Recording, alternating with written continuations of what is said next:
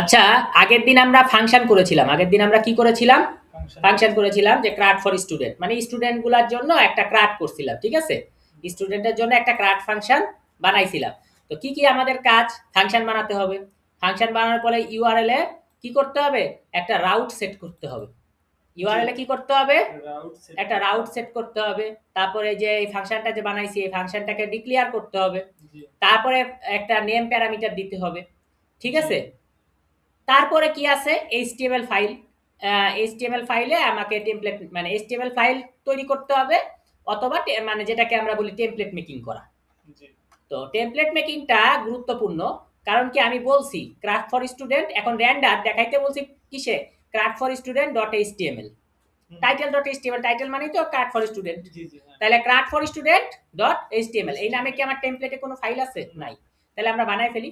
টেমপ্লেটে যাই, টেমপ্লেটে একটা ক্লিক দেই, ক্লিক দেওয়ার পরে new file, new file, new file click দিব।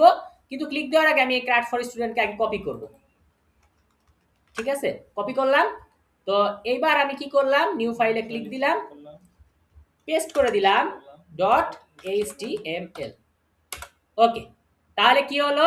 আমার এই যে craft for HTML dot craft for student dot HTML, মানে টাইটেল ডট এইচটিএমএল, টাইটেল মানেই তো craft for student dot HTML.